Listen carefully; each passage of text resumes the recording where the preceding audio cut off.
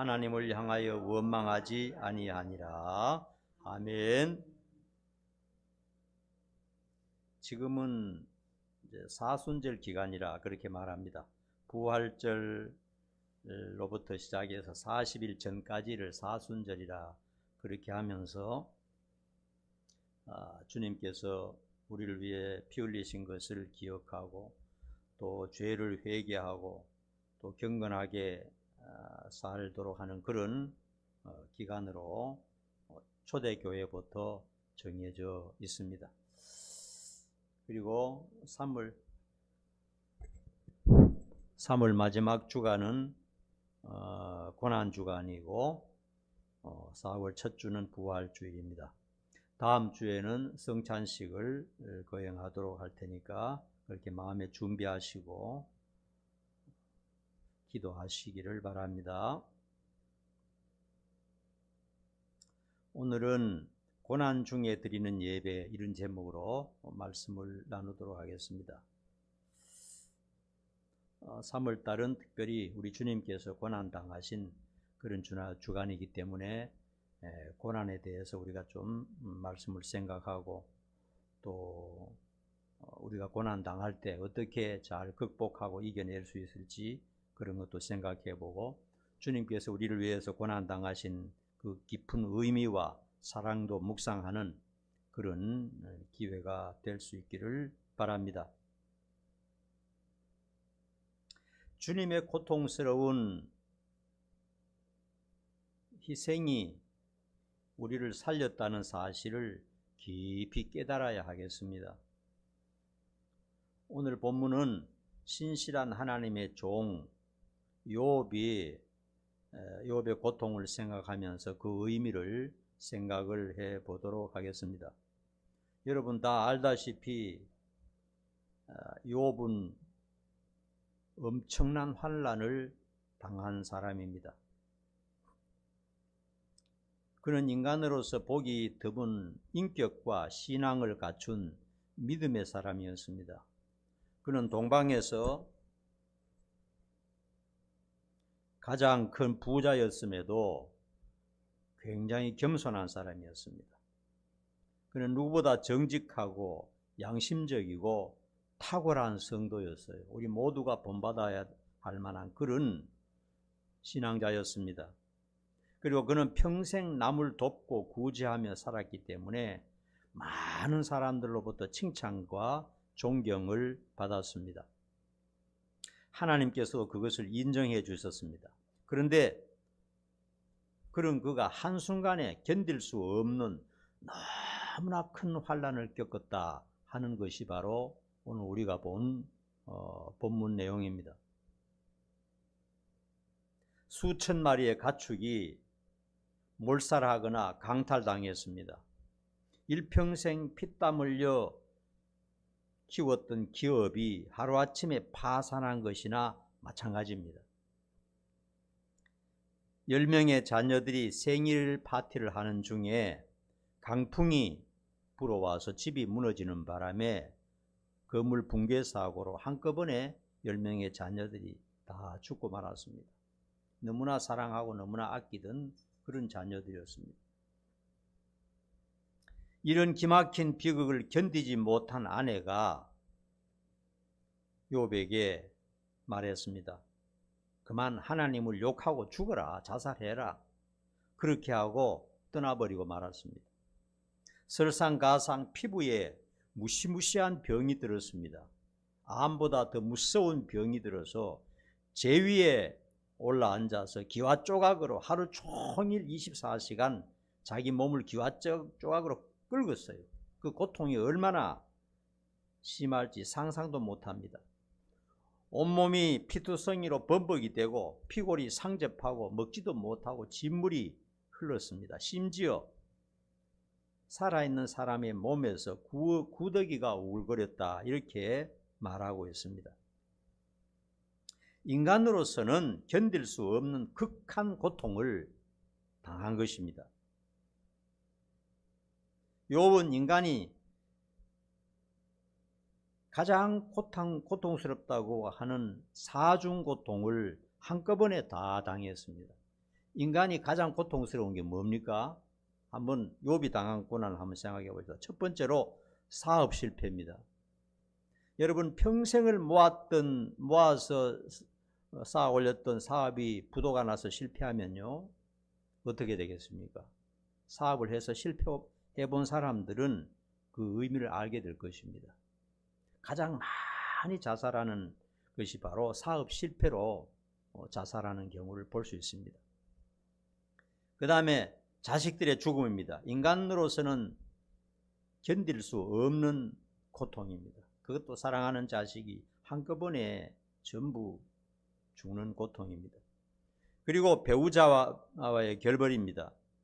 인간에게 가장 큰 상실감을 주는 것이 바로 배우자가 죽거나 배우자와 이렇게 헤어질 때라고 그렇게 말합니다. 그리고 극단적인 질병입니다. 심하게 아파 본 사람은 욥의 그 질병의 고통이 얼마나 심각했는지 알게 될 것입니다. 사람은 누구나 한평생 살아가면서 고난을 겪습니다. 신앙생활을 잘 하고 있음에도 육체적으로 정신적으로 인간관계에서 고통을 겪습니다. 고난 없는 사람은 아무도 없습니다. 그러나 욥과 같은 최악의 사중 고통을 동시에 겪은 사람은 이 세상에 그렇게 많지 않을 것입니다. 그러나 오늘 본문에 나왔듯이 욥은 원망하거나 범죄하지 않고 가장 먼저 땅에 엎드려서 하나님께 예배했다 그랬습니다. 행여 우리가 고난을 당할 때 욥이 어떻게 대처했던가를 잘 묵상을 해야 되겠습니다. 왜냐하면 우리도 살아가면서 고난이 안 왔으면 좋겠지만은 반드시 오게 돼 있고 한평생 살 동안 크고 작은 그런 고통이 옵니다. 그럴 때 욥을 생각하면서 묵상을 하면서 잘 견뎌내고 특별히 예수님의 고난을 생각을 해야 되겠습니다. 오늘 본문을 통해서 욥이 했던 말들을 한번 생각을 해봅시다. 첫 번째, 공술의 공수거입니다. 빈손으로 와서 빈손으로 간다, 그런 뜻입니다. 공술의 공수거. 욥은 현실을 냉철하게 바라보고 있었습니다. 그렇게 풍요롭게 살았지만 결국 자신의 것은 아무것도 없다는 것을 진정으로 인정했습니다. 태어날 때 빈손으로 왔으니 갈 때 또한 빈손으로 가는 것은 당연하다고 인정했습니다. 사실 이것은 심오한 철학이나 과학이나 어려운 논리가 아닙니다. 다른 사람은 모르는데 욥만 아는 그런 사상이 아닙니다. 조금만 냉정하게 생각해 보면 누구든지 상식적으로 다 아는 사실입니다. 경험을 통해서 다 아는 사실입니다. 빈손으로 왔으니 빈손으로 떠난다 하는 것은 누구나 다 아는 사실이에요. 그러나 그것을 바르게 이해하고 적용하면서 사는 사람은 그렇게 많지 않다는 것입니다. 이론적으로는 이해가 되지만 우리의 마음과 우리의 욕심은 절대 그렇지 않다 하는 것입니다. 그래서 욥이 말했던 공술의 공수가 빈손으로 왔으니 빈손으로 간다 하는 말을 우리 마음에 잘 새겨 넣기를 바랍니다. 그 다음에 두 번째로는 주신 이도 하나님이시요 거두신 이도 하나님이시다, 이렇게 고백하고 있습니다. 욥은 내가 가지고 있었던 모든 것은 본래 내 것이 아니었고 하나님께서 주신 것이다 하는 것을 고백하고 있습니다. 그리고 언젠가는 하나님께서 주신 것을 도로 찾으신다 할지라도 이것은 당연히 인정해야 된다, 이렇게 말하고 있는 것을 볼 수 있습니다. 이러한 진리를 깨닫고 살아간다면 우리의 삶이 얼마나 달라지겠습니까? 하나님께서 주신 것, 내게 있는 것, 내 몸으로부터 시작해서 내 가족, 내 가지고 있는 모든 것이 내 것이 아니고 하나님께서 주신 것이다 하는 것을 깨닫고 살아간다면 우리의 삶이 많이 달라질 것입니다. 그러나 대부분의 사람들은 유산으로 받았든지 자기가 노력해서 벌었든지 아니면 횡재해서 큰 돈을 순식간에 얻었든지 일단 내가 가지고 있으면 내 것이라고 생각하고 영원히 갈 것처럼 착각하고 살고 있는 것이 사실입니다. 지금 내가 가지고 있으니까 내 손으로 컨트롤할 수 있는 거니까 이것은 내 것이다. 그리고 영원히 갈 것처럼 그렇게 생각하는 것이 많습니다. 수많은 권력자들과 큰 부자들이요, 횡포를 부리면서 남을 괴롭히는데 그 권력을 사용하는 것을 많이 봅니다. 요즘 들어와서 전쟁을 보면서 참 너무 가슴이 아픕니다. 그 중에 대표적인 자들이 푸틴, 트럼프, 네탄야후, 김정은 이런 자들이 대표적이라고 할 수 있습니다. 그들은 권력과 돈을 누구보다 많이 가지고 있으면서 그것을 가지고 횡포를 부리면서 또 빼앗고 죽이고 살인을 저지릅니다. 여러분, 보통 사람이요, 한 사람을 죽이는 것만 해도 얼마나 무서운 죄입니까? 그런데 이놈들은요, 수백 명, 수천 명을 죽이면서 국가의 권력을 가지고 수백 명, 수천 명을 죽이면서도 큰 소리 뻥뻥 치고 있어요. 언젠가는 반드시 참혹한 처벌을 받게 될 것입니다. 국가의 그 큰 힘을 가지고 좋은 데 쓰려고 생각하지 않고 사람 죽이는데 사용하는 그런 사람들이 너무나 많습니다. 여러분, 가자지구 혹시 보셨는지 모르겠어요. 이스라엘 무기들이 가서 전부 다 부숴버리고요, 계속 어린 아이들이, 사람들이 굶어 죽어가고 있고 그 고통은 상상도 못합니다. 가자지구에. 그것도 모자라서 이곳저곳 힘이 닿는 대로 자꾸 폭탄을 퍼붓고 하는 거 보면서 정말 소름이 끼칩니다.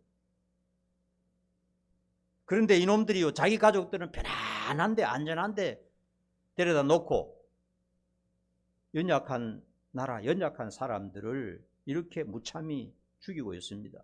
이유가 어떻게 됐든지 살인을 저지르는 것은, 전쟁을 일으키는 것은 좋은 것이 아닙니다.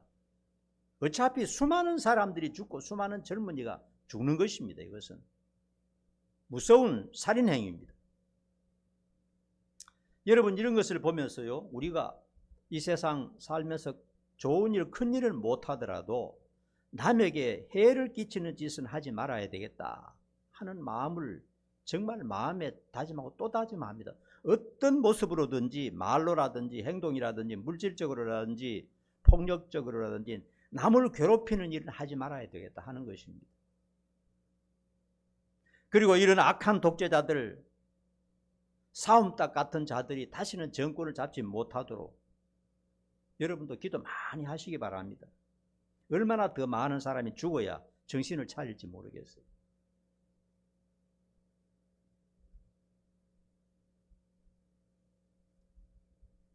욥은 자신에게 있었던 그 많은 재산과 건강과 배우자와 귀한 자녀들은 하나님께서 주신 것이고 언젠가는 내 곁을 떠나게 된다 하는 것을 겸허하게 인정했습니다.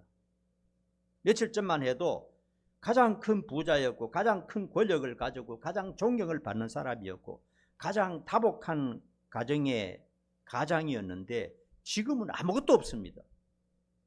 그럼에도 불구하고 이 모든 것을 하나님 앞에서 겸손하게 눈물을 흘리면서 인정하고 있는 것을 볼 수 있습니다. 어떤 권력과 어떤 부를 가졌다고 그것을 가지고 횡포를 부리는 것은 절대로 기독교인이 해서는 안 될 짓입니다. 내가 가지고 있는 모든 것이 하나님이 잠시 동안 빌려주신 것이라는 것을 인정하는 것이 지혜로운 사람입니다. 내가 가지고 있다고 해서 그걸 가지고 거들먹거리고 큰소리치고 연약한 사람 괴롭히고 이렇게 하는 것은 반드시 하나님으로부터 책망을 받게 될 것입니다. 잠시 내가 살 동안 하나님께서 나를 사랑하셔서 나에게 주신 것이다. 직장도 그렇고 가족도 그렇고 물질도 그렇고 집도 그렇고 모든 것이 이걸 하나님께서 잠시 빌려주신 것이지 내 것이 아니라는 것. 욥의 생각은 그런 믿음이었습니다. 그리고 실제로요, 나이가 들고 병이 들면요, 내 것이라고 생각했던 것 단 하나의 권리도 행사하지 못한다는 것을 알게 됩니다. 그러므로 가능하다면 청지기로서 맡아 있을 동안 하나님을 섬기고 불쌍한 사람을 돕는다면 지혜로운 처신입니다. 우리가 가진 것 가지고 내가 꼭 잡고 내가 다 써버리고 그렇게 하지 말고, 정말 주변에 불쌍한 사람 너무나 많아요.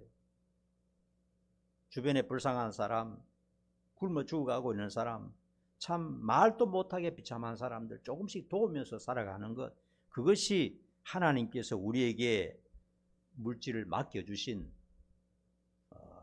이유라는 것을 알아야 되겠습니다. 세 번째로 욥은요, 하나님을 찬양했다고 그랬습니다. 사람들이 신앙이 참된 것인지 거짓인지 두 가지로 테스트해 볼 수 있다고 지난주에 말씀드렸죠. 여러분, 신앙이 참인지 거짓인지 잘 몰라요. 하나님은 한 번씩 흔들어 버립니다. 흔들어 가지고 알맹이는 골라내고 쭉정이는 다 날려버리는 것입니다. 이것을 잘 알아야 됩니다.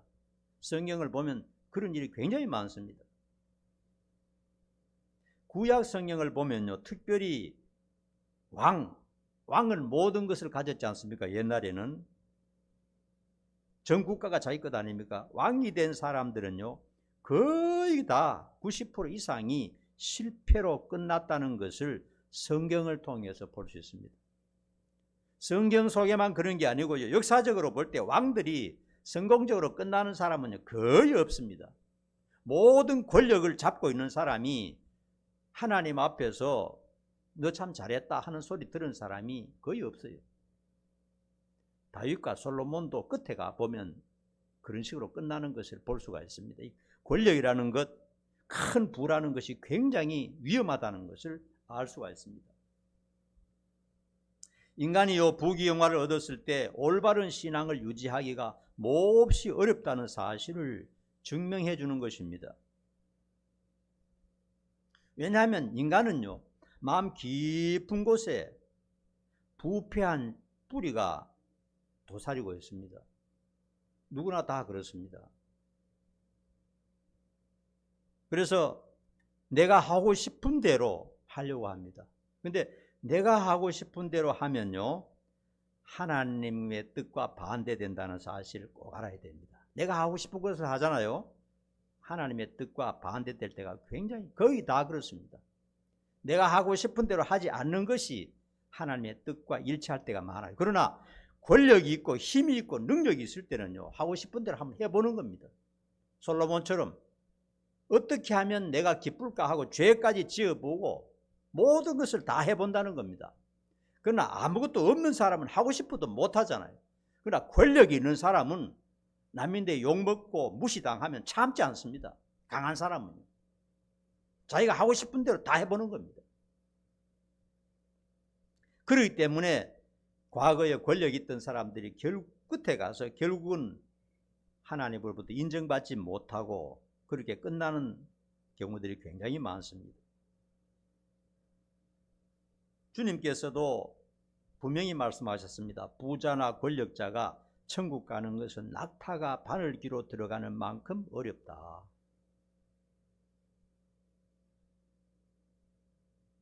반면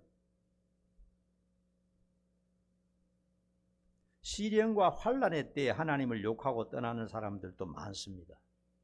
잘 되어서 하나님과 멀어지는 그런 인생들도 많지만 시련과 환난의 때에 하나님을 욕하고 떠나는 사람도 많습니다.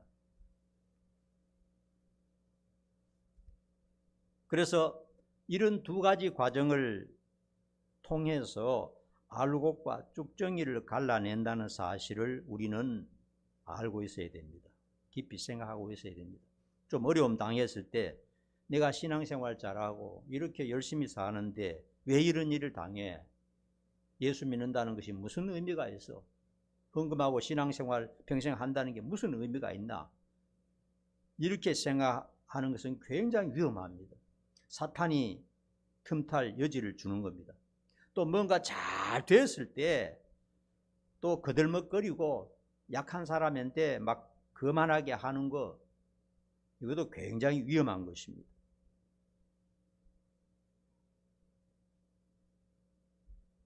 잘 되고 못 되는 것을 통해서 알곡과 쭉정이를 골라낸다는 사실을 알아야 됩니다. 이런 것을 한번 줘봐야 돼요. 큰 성공도 한번 줘보고 큰 실패도 한번 줘보고 했을 때 이 사람이 진짜 알곡인지 거짓된 신자인지 알게 되는 것이 굉장히 많습니다. 욥은 큰 성공을 했을 때도 극단적인 환난의 때에도 신앙이 변치 않았다 하는 것을 오늘 본문에서 말씀하고 있습니다. 욥은 이런 환난 중에 곧바로 정신을 차리고 가장 먼저 한 것이 하나님을 찬양하고 땅에 엎드려서 하나님을 예배했다 그랬습니다. 얼마나 참 우리가 본받아야 되고 얼마나 귀중한 신앙인지 모르겠어요. 크든 작든 우리도 신앙이 진실한지 테스트를 받을 때가 있습니다. 그때 하나님 앞에 테스트 잘 받으시기 바랍니다. 마지막으로요, 욥은 범죄하지 않고 원망도 하지 않았다 그랬습니다. 우리가 이제 살다 보면요, 신앙생활 한다고 하지만 내가 바라는 일이 조금만 잘 안 되면 화내고 원망하고 스트레스 받고 죄짓기가 일쑤입니다. 그리고 기도도 말씀도 멀리하고 하나님을 원망하고 세상을 원망하기가 쉽습니다. 그러나 욥은 그 많은 재물, 그 귀한 자녀들 다 잃고 아내도 떠나고 온몸에 병들어서 고통이 극에 달했지만 하나님을 원망하고 불평하지 않았더라 하는 것입니다. 이런 고통을 당할 때 정말 누군가로부터 따뜻한 위로와 보살핌을 받아야 했지만 그는 혼자였습니다. 극한 고통 중에 모두가 다 떠나고 혼자 남았습니다. 그러나 그는 정신을 차리고 하나님을 찾고 경배하고 하나님을 쳐다보았더라 하는 것입니다. 내 곁에 모든 사람 다 외면하고 떠나도 외톨이로 있는 것 같지만 하나님을 찾는 사람은 결코 혼자가 아니라는 것을 아시기 바랍니다.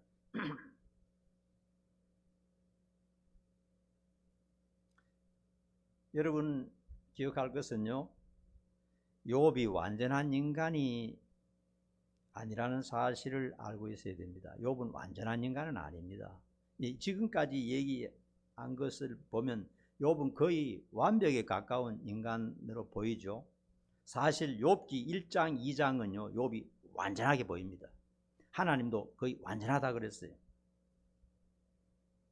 그건 아쉬운 면은 3장부터 가면요 친구들과 논쟁을 하면서 사실 원망도 하고 불평도 하고 죽고 싶다는 말도 하기도 합니다.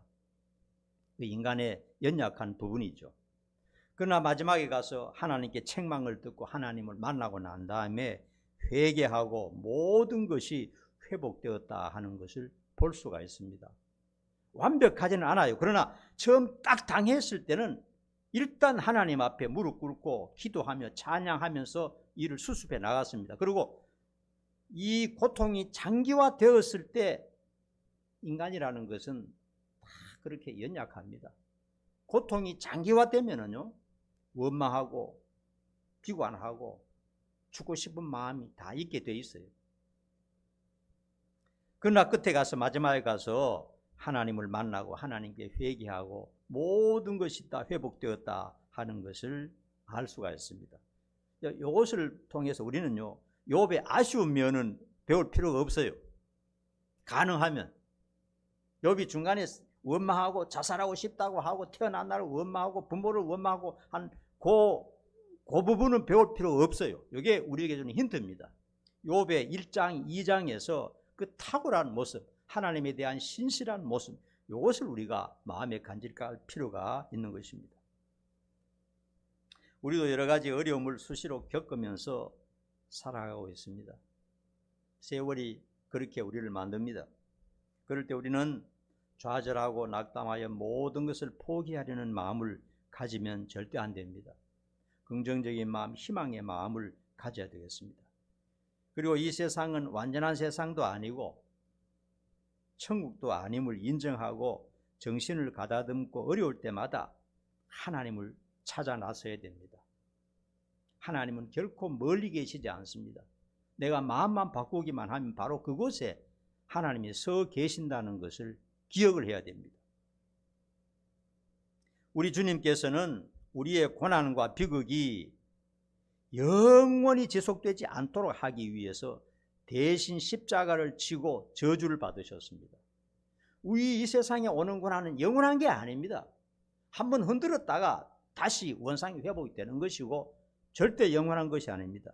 그렇게 영원하지 않도록 하기 위해서 우리 주님께서 우리의 고난을 대신해서 전부 다 받으셨다는 것을 사순절 기간에 기억을 하시기 바랍니다. 그러므로 여러분 어려울수록 성경을 더 묵상을 하셔야 됩니다. 성경을 참 진지하게 묵상한다는 게 참 힘들어요. 제가 해보니까요, 하나님 앞에 앉아서 성경을 긴 시간 묵상하는 게 그게 제일 어려운 것 같아요. 성경을 진지하게 묵상하면 회복이 됩니다. 성경을 묵상하고 또 기도하고 회개하고 그리고 나를 위해 십자가를 지신 주님을 자꾸 생각을 하는 겁니다. 이 사순절 기간에 주님을 더 깊이 생각하고 상하는 성도들 되기를 간절히 축원합니다. 기도하겠습니다. 하나님의 거룩한 종 욥은 정말 하나님을 위해서 바르고 진실하게 살며 자녀들도 모두 하나님의 훌륭한 자녀로서 잘 키웠지만은 정말 알 수 없는 큰 고난에 직면했습니다. 그럼에도 불구하고 욥은 하나님을 욕하거나 원망하지 않고 현실을 받아들이면서 하나님께 엎드려 찬양하고 예배를 드렸다고 했습니다. 우리도 이 세상을 살다 보면 이 모양 저 모양으로 여러 가지 고난을 당할 때가 많습니다. 그럴 때 하나님을 바라보게 하시고 하나님께 기도하게 하시고 하나님의 말씀을 가까이 하면서 모든 것을 승리로 이끌 수 있도록 도와주시옵소서. 예수님 이름 받들어 간절히 기도하옵나이다.